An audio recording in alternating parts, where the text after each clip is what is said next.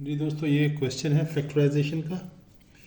Easy question है, कुछ दोस्तों को आता भी होगा लेकिन जिनको नहीं आता उनके लिए मैं समझा रहा हूँ कि ऐसी इक्वेशन आ जाए जिसको हमसे कहा जाए फैक्टराइज करें और इसमें एक्स की पावर स्केयर में हो, एक सिंगल एक्स यानी पावर वन हो, उसकी एंड में कांस्टेंट टर्म दी हो। इसको हम कहते हैं क्वाड्रेटिक इक्वेशन।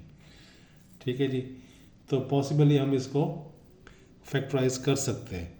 तो फैक्टराइज करने के लिए हमने करना क्या है, ये जो एंड वाली टर्म है ना, ये 5, इसको इस शुरू वाली टर्म से मल्टीप्लाई करें, इसको इससे मल्टीप्लाई करें, हमारे पास क्या आएगा 20x स्केयर आ गया जी। अब इसके बाद दरमियान में क्या है हमारे पास 12x।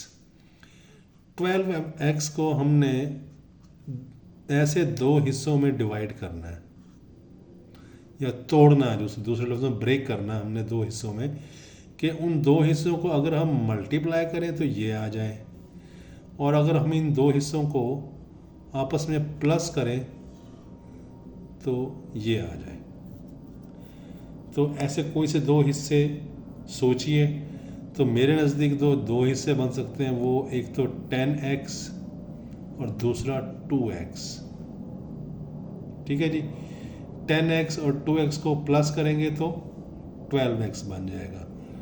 10x और 2x को मल्टीप्लाई करेंगे तो 20x स्केयर, यानी कि 10 2 से मल्टीप्लाई हुआ 20, x और x से मल्टीप्लाई हुआ तो x स्केयर। तो इस सूरत में अब हम इस इक्वेशन को लिख सकते हैं, this gives 4x square plus 10x plus 2x plus 5। यानी मैंने इसको ब्रेक करके यूं लिख दिया। इक्वेशन तो वही, इसमें कोई फ़र्क नहीं पड़ा। ठीक है जी। अब हमने क्या देखना है, अब हमने देखना है कि इन दो टर्मों में और इन दो टर्मों में क्या चीज़ कॉमन है। हम एक बड़ी ब्रैकेट लगाते हैं और इधर भी हम प्लस लगा के एक बड़ी ब्रैकेट लगाते हैं। ठीक है जी। और हमने यहाँ लिख दिया एंड में 0। ठीक है। इसमें कॉमन क्या है जी, देखिए 4 और 10 है ना जी।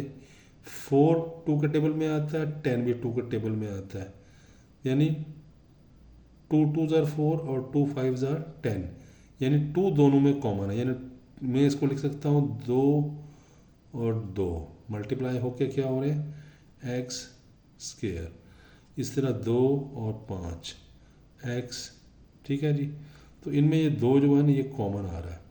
इस दो को हम बाहर लिख लेंगे, इसको हम एक साइड पे बाहर निकाल सकते हैं। यानी मैंने 2 को बाहर निकाल लिया, अंदर क्या रह गया 2, और इधर क्या रह गया 5। ठीक है जी। इसी तरह से इसमें x स्केयर है, इसमें x है, एक x हम बाहर ले जाएंगे तो एक x यहाँ पर रह गया और यहाँ पे एक x था वो बाहर निकल गया।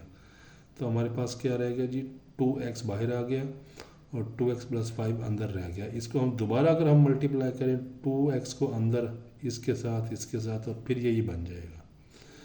इसी तरह से इसमें क्या कॉमन है 2x और प्लस 5 में, इसमें और इसमें क्या कॉमन है, कुछ भी कॉमन नहीं, सिर्फ 1 कॉमन है। यानी 1 से मल्टीप्लाई करें तो ये रहता है, 1 से मल्टीप्लाई करें तो ये खुद 5 आ जाएगा।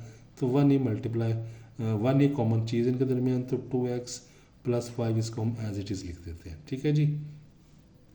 अब इस सारे के अंदर देखें, इसके अंदर और इसके अंदर क्या कॉमन है, इसके अंदर ये चीज़ कॉमन है, ये। ठीक है। हमने बड़ी सारी ब्रैकेट लगाई, एक 0 लगाया, 2x प्लस 5 ये कॉमन, इसको हमने बाहर लिख लिया।